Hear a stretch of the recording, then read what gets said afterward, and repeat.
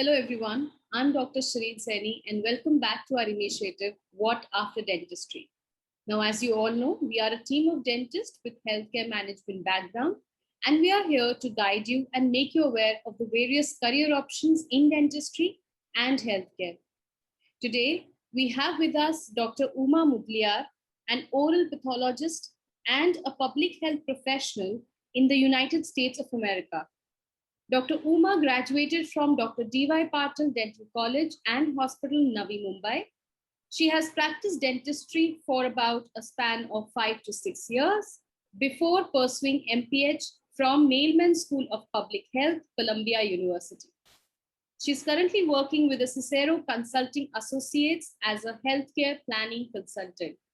She also has various scientific publications in her name. We welcome you, Dr. Uma, and we are excited to discuss the scope and opportunities in the field of public health in US after BDS or MDS. Welcome once again. Thank you, Dr. Shireen. Thank you for having me on your platform. I think this is a really great initiative and great help to budding dentists and fresh dental graduates. So thank you again for having me. It's our pleasure to have you on board. So before we start, the formal discussion, on the public health and Masters of Public Health in US, we would like to know more about you and your journey. How has it been? And why did you opt for MPH? Sure. So my journey has been quite interesting. I came across different perspectives and diverse learnings across a spectrum of areas that all culminated into my Master's of Public Health degree. Let me start at the very beginning. Like you just noted, I finished my MDS in India in oral pathology, and that's actually where I was really exposed to a lot of research, and that's when I realized that I prefer research more than clinical dentistry. So that was the first I think first place where my decision was formed. So right after my MDS, I came to US. I got married and came to US. So there were two paths that I could see. One was going into DDS and doing clinical dentistry, and the other was doing a master's program that is more flexible or research based. So another reason why, honestly, I selected MPH was that DDS was prohibitively expensive, and because I was not so keen in clinical dentistry, I was lured towards like the other non-clinical masters. So I started researching on various areas where I could do my masters. And so I came across public health. We all know about public health, but in India, it's not still so popular. So when I came here, I researched more about public health and I realized that principles and fundamentals of public health actually help you. They teach you the principles and fundamentals of research, but it's more application based. So it opens up a lot more career options for you. So I thought public health would be a great fit for me. And so just to make sure that I really like what I'm doing, I also had the opportunity here to volunteer and intern at various places. So one of my experiences was volunteering at Stanford Hospital in California. And so earlier I was working as a clinician. I didn't know behind the scenes what happens at a hospital. But when I actually volunteered there, and anybody can volunteer at Stanford, at hospitals here. So when I actually volunteered there, I understood on the ground the things that go into quality of care, the emphasis they place on patient experience, right from when the patient walks into the hospital till the patient leaves. It's like a different experience, and the amount of studies that go into reducing wait times, reducing hospital patient falls, and increasing the hospital quality rank, all of that really impressed me. I thought it's a big it's a big space that you can learn and do so much in. So that was where my decision to do public health was fortified in Stanford. I also did a small course from Berkeley, just to a community health working course. So that really helped me to like see different areas of public health. It's so broad; it can jumpstart your career in various avenues. So that's when I realized that it's like I would really enjoy doing public health. And yeah, so I just realized that a degree in public health can actually open up various areas and avenues for you. You can work in government, you can work in consulting, various industries open up for you. You can go into insurance, you can you can go into pharma companies, you can do heavy researched academia research, you can go into hospital research, university research. You can just work as a hospital management person. So I realized that there's just so many options out there that if I do a public health, I can just then decide what really interests me and what I would like to go forward with. And also, when and if I return to India, I figured that it will be a new experience for me rather than just repeating what I've learned in India here by getting my license, by getting my dental license. This will be a new avenue that'll open up for me in India. And now that we've all seen how important public health infrastructure is with the current pandemic and how globally public health, the importance of public health was highlighted, I think public health was a great decision for me. I'm really enjoying it. I think that's absolutely, the way you put it. It's true that when you pursue a master's course in public health, it generally, it opens up various avenues, and there's so much in public health. It's not just limited to one area. It's exactly what you said. With this pandemic, we see that how much, what is the importance of it, and how this needs to be inculcated in across the globe and not just in one nation. So yeah, thank you for mentioning it and putting it so very correctly. So next, as a BDS graduate or as an MDS graduate, how can one pursue this field, or how can one get into an admission? If they want to pursue MPH from the US, what are the prerequisites? Are there any exams that one needs to sit for? What would you recommend? So yes, to do your masters in US, there are certain prerequisites that you need to do. You have to take the standardized tests, GRE and TOEFL. I'm also aware that during the pandemic, a lot of colleges waived off their GRE and TOEFL requirements. I don't know how long that will last, but typically, universally, if you want to do a master's here, you need these two exams, your GRE and TOEFL. And it's actually really good because so in a perfect application, a lot of things go into a perfect application for your master's program here. So your standardized test score, that is your GRE and TOEFL score, your GPA from your education in India really also matters.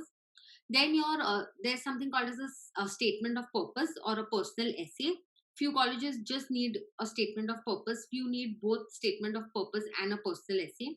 So all of this make your application. So I think GRE is also very important, even if certain colleges have waived it off. I would advise students to take it once the centers open, because if you're dipping in your GPA, if your GPA is low, you can get a higher GRE score, and then they can overlook the low GPA. So I think all of this makes a perfect application. But I also want to say that from my experience, it is not necessary to have the perfect GPA or perfect GRE. But if you intend to go into like the top 8 or top 5 public health schools in US, then you need an application um, that will be compelling, that'll be different than other applications. So when I was in Colombia, most of the international students with me were all medical graduates, were all either dentists or doctors, and they all had some experience under their belt. So they were not right off the bat dental graduates. They had at least 1 year volunteering experience or internship experience at some public health organization or some pharma company, or they had some certificate courses. So I would say that these are the different things that go into making a perfect application. If you don't have the perfect GRE score, or if you don't have the perfect GPA, then you need to add things onto your application to make it compelling. And also, one of the things that I didn't know as a dental student in India was, when you apply for a public health program here, a lot of the colleges have like admission guidance counselors or admission guidance offices. So you can reach out to them. They are very forthcoming, they are very helpful. They will also look at your application, they will read through your application, they will read through your SOP and advise you on what you can do to improve your application, or straight up tell you that probably you're not going to cut it in this university, so probably focus on some other university. So I would say that from India, you should reach out to everyone and anyone you can in the college that you're aspiring to get into, and just like talk to people. That always helps. You can you can reach out to past students on LinkedIn from that university and talk to them, get to know what their experiences were, what their GRE scores were. If you need like a target GRE score, then talk to people, talk to guidance counselors, talk to people on LinkedIn to understand what you need to do to make your application compelling for that school. Right. I think that's very important to talk to people, and building the network of people around is always helps. And that's what we see generally in healthcare. It does help because that's only how you get to know the real information, what's there actually on the ground. So yeah. Yeah. And can you please enlist some good colleges? If one wants to pursue MPH in the US, what are the top 5 or top 10 colleges that you can recommend? Okay, so off the top of my head, the top 5 colleges would be Johns Hopkins, University of North Carolina, Columbia, Harvard, and Emory. So I would suggest that for any student who wants to know what the top colleges are, follow US news. And just you can follow US news for the top schools for public health programs, and they list like the every school's ranking and rating, and that usually changes every year depending on like what the college is doing. But these top 5 have been consistent since the past few years. Yes, we have been hearing about these top 4 that you have already listed. Yes, so they are being very consistent, as you said. And what is the total cost and time that is required to pursue MPH? So so cost would be subjective. It differs from college to college. If a college like an Ivy League institution will be more expensive than a state school. So for cost, I would say is you need to go into the college website and look at the tuition and fees there. But what I want to point out is that when you talk about cost, like students should also factor in the cost of living, because tuition and fees are like one part, but the cost of living is also very important. For example, if I talk about the top 5 colleges that I've mentioned here, um, so Johns Hopkins and say Columbia have like the same fees, even though Johns Hopkins is a like a 1-year course and Columbia can be 1 or 2. The fees might be, the tuition and fees might be similar across these colleges, but Johns Hopkins is located in Baltimore and Columbia is in New York City. So New York City is really expensive to live in. So the cost of living in Johns Hopkins will be much lesser than the cost of living in New York City. Likewise, Emory is in Georgia and Harvard is in Boston. Boston again is a very expensive city to live in, and Emory, Georgia is cheaper. So fees makes one part of like the cost, but you have to factor in the cost of living as well, because that is also like a bulk of your expenses here. So from your experience, how much was your course when you pursued? What was the average amount? If you could just give your figure. Yeah, so I enrolled in 2017. Apart from scholarship, you can get scholarships, and actually dental and medical graduates get really good scholarships in US in public health schools. But apart from scholarship, if I talk about like the base fees, the tuition and fees were about $20,000 per semester. So you can get like a 50% scholarship or a 30% scholarship for the total fees. So there are 4 semesters and 20,000 per semester was the average cost of tuition when I was enrolled in 2017. But the costs with inflation, they typically go up every year. So I'm not aware right of like what it must be right now. But the total 4 semesters will cost around $80,000, and then if you have scholarship, then the amount will get reduced. And then the cost of living adds on to that, but it differs on where you live in New York. If you take like the dorm living, or if you take like an apartment living, it can differ. That's fair enough. So when you talked about scholarship, what is the on what basis can one get a scholarship? Is it the application, the entire application, or basis the GRE score that you get the scholarship? So it's the entire application. So when you apply, if your application is compelling, most colleges will give you a scholarship, which is why I want to highlight again that don't apply straight off the bat right after your BDS. Do some sort of volunteering, something to add on to your application, or some courses or some internship experience, because that will only make your application stronger and it will help you to get a scholarship. And certain colleges, like for Columbia, I had to write an essay as to justify why I deserve a scholarship. But certain colleges like Boston University, NYU, Johns Hopkins, they don't have a separate like a separate need for you to fill out to get scholarship. They just give it to you based on your application. But like Columbia had a separate, you have to write an essay. So it depends from college to college. But if you have like a stellar application, like a well-rounded application, there is most likely you will get a scholarship in the top 10 or top 20 universities. Oh, that's fair enough. And can one also get a loan facility from the US, or somebody has to take it from their home country? That's a great question, because a lot of people don't know this. But if you want to take a loan, you typically would take it from India, being an Indian citizen. But then the interest rates are high to take a loan from India. But if you want to take a loan from US, you need to have a co-signer, so that somebody has to sign off on, or like a guarantor has to sign off on your loan, and that has to be an American citizen. So if you have any relative in America or any family friend who's willing to sign off on your loan, then you get really low interest rates, and you can get a student loan from US. I think that's a good information, because this is sometimes most people generally ask that what is the loan, can we take a loan from, because there the rate of interest are quite lower as compared to what we have here in India. Yeah. So, what should a student expect, while they are pursuing MPH in the US? How is the student life? Is it hectic? And what skills will they be, or what skills should they basically be learning and they should command on once they're out from their MPH college?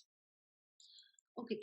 So again, a great question, but I would like to break this question into parts. So first of all, I want to start off with life in US is not like what they show in the Friends show. So we all see Friends in India and we feel that, oh my God, life in New York is excellent. They're always just eating pizzas and partying and chilling. It's not like that. It's a lot of hard work. So I would like to begin with that. It is not what they show in shows. It's different. And so also depends on this, like you asked me what skills students should have before they come into MPH and what they should expect post MPH. So again, here it depends on what your goal is with this MPH degree. A lot of students frankly use MPH as a bridge course to get into DDS, to get to do dentistry, or to do their residency after MBBS. So if that is your goal, I would suggest don't go into the top 5 or top 10 universities, because it is quite the curriculum is very heavy. So in the top 5 or top 10 universities, I can talk about Columbia, because that was my experience. So I would suggest that if you want to do public health as a bridge course to get into to improve your application for dentistry, we are off the top 5 colleges. Don't go there. And if you want to, if you want to go into the top 5 colleges, you have to know that it is very curriculum is very academic heavy. There is a lot of hard work and it's a very different world. So talking about like my experience, I was doing my MDS in India. So I thought that we have all studied community dentistry in BDS. So public health will be easy. Compared to dentistry, public health will be an easier option, not easy, but an easier option compared to BDS and MDS. And a lot of my colleagues who were also dentists and doctors had the same opinion as me. But then once we started studying in Columbia, we realized that we were wrong. Public health is very vast, it is difficult, it is competitive, it is a different world. It is totally different world than dentistry. It is very focused on like a lot of areas and it is very broad. So don't think that public health is an easy option. It's not. If you go to the top colleges, they will milk you for your worth. It is hard work. And also I would suggest, my advice to budding students who want to do public health would be prepare before you come for your public health course. For example, if you want to get into data heavy courses like epidemiology or biostatistics, then you must have You must be good at Excel. That is something that we never do as dentists. We don't have any data exposure. I had never used Excel. So that is one thing I would advise. Excel is the basic of data analysis. You must know Excel. But right now in US, things are progressed so much, like data is the new oil. Data is free, data is everywhere. So data in whatever field of public health you choose, having some data knowledge, data analysis, data science will help you. So if you have the time, there are free courses available on Coursera or various other platforms online. Do some language. If it's only Excel, then excel in Excel. Or you can pick up some easy languages like SQL or Python, whatever, just the basics. If you know something, it will help you do your public health if you intend on going into a data heavy course. If you want to do something like a management course, I would still say Excel is very important. So you need to know Excel. You cannot come in thinking that I didn't need Excel in dentistry. No, you need Excel everywhere in a management course here. So you need to know Excel. Also, if you're not taking a data heavy course, you're taking a management heavy course, then you need to have some sort of presentation and writing skills as well. So presentation in most dental courses we have covered. We do a lot of presentations. So we are good, dentists are usually good at that. But writing skill is again something that we need. If you want to go into a management heavy course, then writing skill is also very important. So probably read like the Economist or the Times of India daily. Just build up on your writing skills. Again, there are a few free writing courses available online. So probably just do that. It just takes a few days, but that will you will be better prepared when you start your MPH. I think you've given some very, very, real tips which will be very handy for all the budding students. In fact, like what you said, presentation skills, communication skills, writing skills, and of course, learning Excel and tools like Microsoft PowerPoint. This will not just help you to, get equipped to learn or do your masters in public health or management, but I think even in the career ahead, if somebody wants to grow in their career as a clinical dentist, then also I think these skills will be required down the line. So yeah, these are very, very basic skills that one should work on. And while you guys are in college, whether you are in BDS or MDS, please make sure that once you're out from your college, you have these basic skills with you. You should be good in writing. You should be good in presentation, which will be required down the line in any form. So thank you for putting these pointers and tips for all the students out there and for the audience. So what would you advise if someone wants to start their career in public health once completing this course in the US? Do these colleges, do they provide 100% placement?